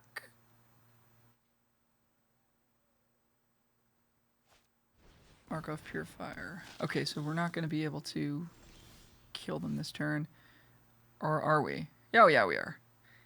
We've got the trick with the flyers as well. I was assuming one of our creatures was going to die, but these don't have flying, right? No flying, no flying. These don't give flying. They do have mana up. They do have mana up. They do have a mana up, so they could have the bolt, the shock.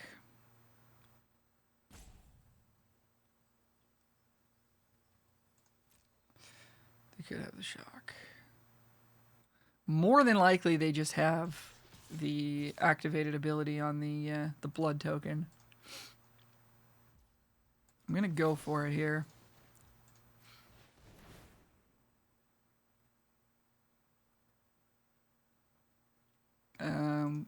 I don't mind drawing Syncopate in this position. Although they have a lot of mana. Maybe we should just bin it.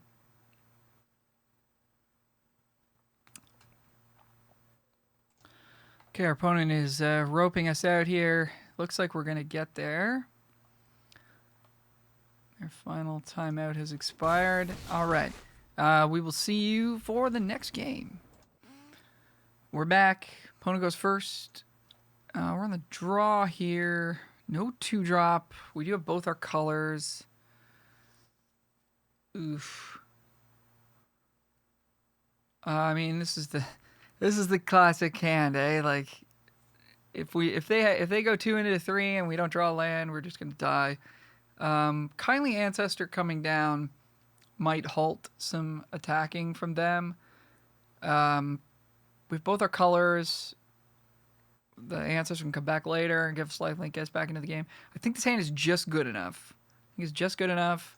Could definitely see, we draw a 2-drop and we draw a land and we look like geniuses. We don't see any lands and they go 1, 2, 3, 4 and we just die. So, variance. It's all good. Okay, we did hit a land drop. That's nice. But we are starting behind because our opponent has a 1-drop. And so we're really crossing our fingers to draw a 2-drop. That's not the enchantment thing. Nurturing Presence. Pretty cool arena here they've got going. All these blood petals falling. Looks really good, actually. All right. Nurturing Presence our opponent has. That's very good. We're going to take 2. 2-drop. No, but we are hitting lands, so that's okay. Kindly Ancestor's not going to be very good against the wolf. Stupid Snarling Wolf.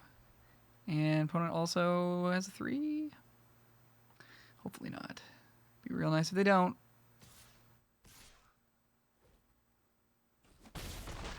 See, something I was going to say earlier is it seems like bounce might be, better in this format than normal. There's just there's a fair amount of auras running around. Okay, so just Kindly Ancestor. Next turn.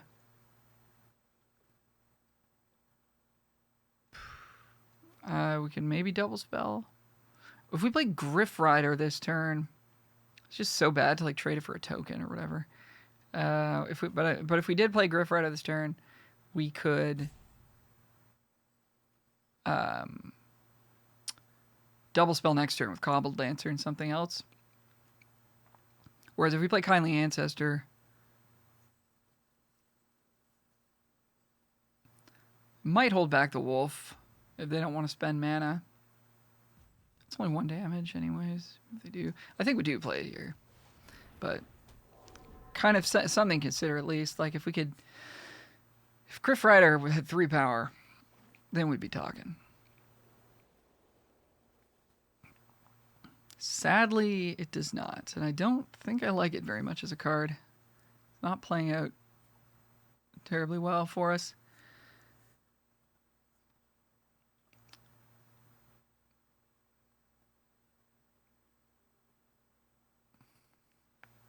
So I think we're taking 5 here. Okay. Well, yeah, I mean, they're going to give Death Touch to the wolf, so we'll take, yeah, we'll be... we could trade with the wolf. How bad would that be? They're going to give Death Touch to that thing. Okay. They're coming in with the wolf. They don't have green mana, so they must have a trick. Okay, they don't have a trick. Alright, well, we don't have any blocks here. Okay, cool. So we learned some things there. We learned they don't have a combat trick. Well, that's good to know. Can't attack them back with Ancestor. We could play Wandering Spirit to block the token. We play Griff Rider to double block the Rallier. Or Distracting Geist to double block the Rallier. I think we'd rather play Griff Rider.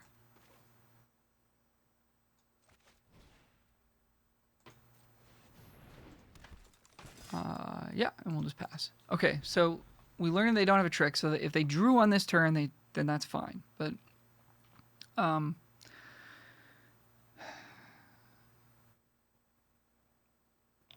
yeah, I mean, and what would it have been if they did draw it? If it's +2/+2, that blows out the double block.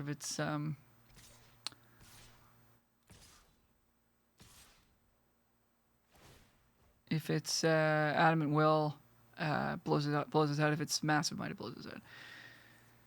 So it's a bit of a weird spot. We're 12. We kind of do need to make some blocks here.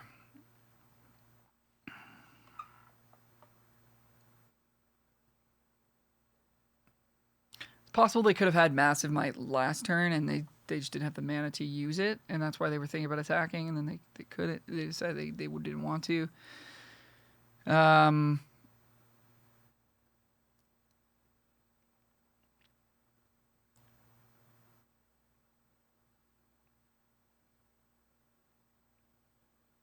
It's like maybe what we want to do is just trade Griff Rider for Scorpion. It's so bad, right? Like it's 1 damage. Could just take 5. Problem is we don't have attacks coming back. Or sorry, if we trade Kindly Ancestor for Scorpion, then we could put it on the Griff Rider and start racing them.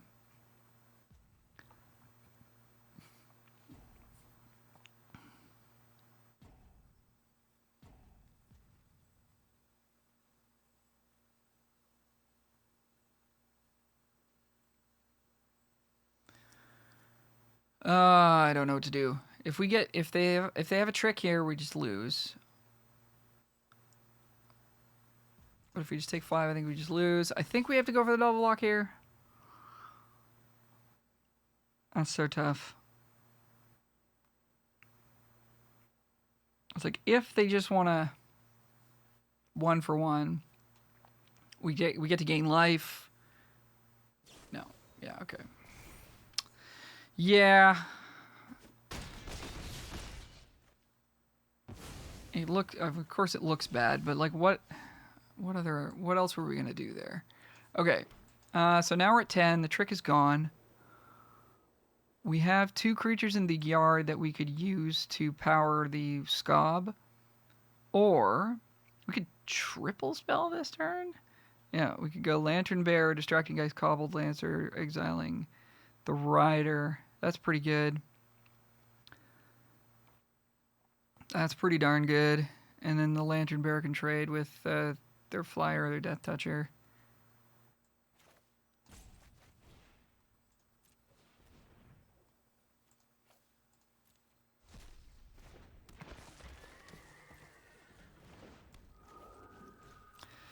Triple spell.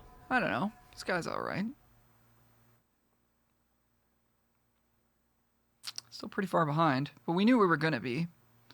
So now the plan is to somehow get the Ancestor onto the Scob. Let's try to weather the storm here. Nurturing Presence.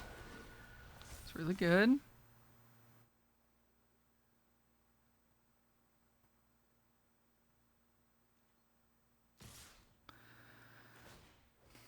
We're 10.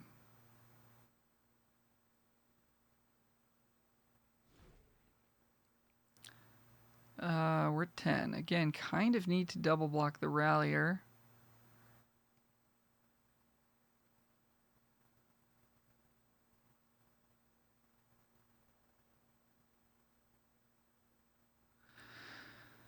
Are they going to have another trick? Could chump it.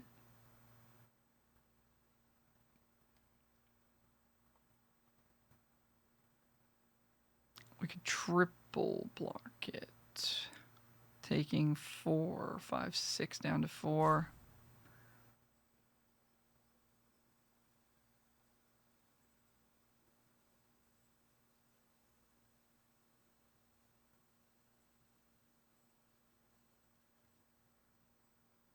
Snarling Wolf, man. Doing some work. I think we need to protect our life total a little bit here.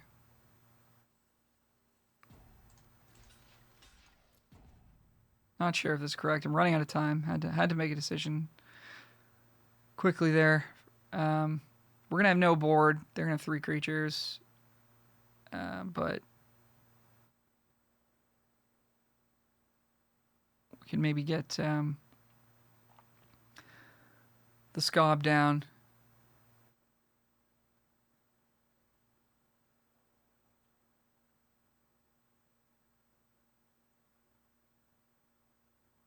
Yeah, if we can get the Scob down, we might be able to stabilize.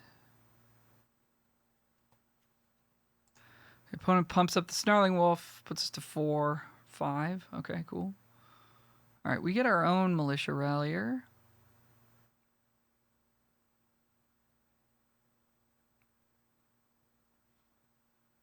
I think we just play Scob here. Exile Lancer. And potentially distracting guys to just draw a card. Because they're both so expensive to activate.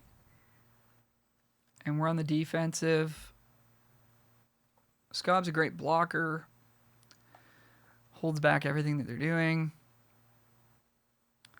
So that's the play I think we're going to make here.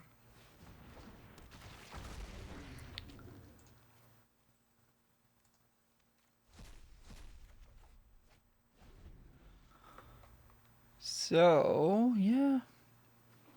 I mean, if they're starting to run out of gas, we could be stabilizing. No, they're not afraid. Not afraid. What do they have then? +3/+3? That's a thing. And if they have that, we're just dead.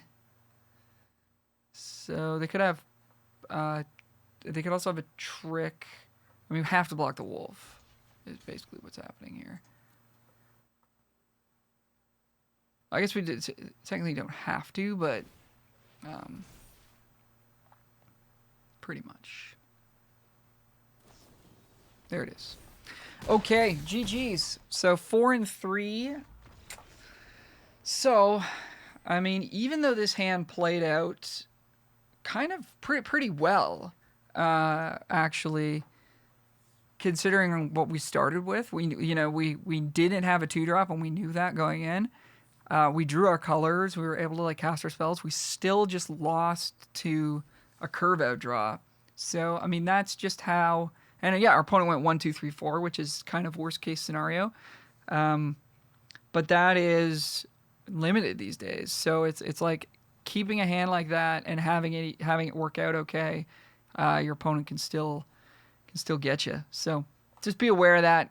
Having a 2-drop has never been more important, and having a 1-drop even is more important than it used to be. So 4-3, deck was okay. Wish we had a bit more of interaction, bit more power level in the cards. The training creatures were mostly not good. I would have preferred to have other things other than Griff Rider and Perish Blade. Trainee, the disturbed creatures were solid. Wanderlight Spirit was fine, but the not being able to block thing was a pretty big liability a bunch of the time. Never got to try out the knife. Lantern Bearer was good. Cobble Lancer was good. Circle we never got to cast, but did win that game. So yeah, Nurturing Presence is good when you're attacking. It's a great curve out play, but I think you need to have a lot of 1-drops to make this work really well. I think that's where it really shines, is when you start with a Lantern Bearer and you go from there. So not sure if I'm calling this card a priority. And then yeah, I mean, didn't really get to see the Catgeist go off or the Drake. So I think those cards are fine, but the training creatures did not impress me. Heron of Hope impressed me. Cruel Witness was fine. Scob was fine. So there you go. Our first draft of Vow. Please do like and subscribe if you enjoy the content that I'm making here. And I'll be back with more drafts and more information as we learn more about the format. So there you have it. Thank you so much. Talk to you next time. Bye for now.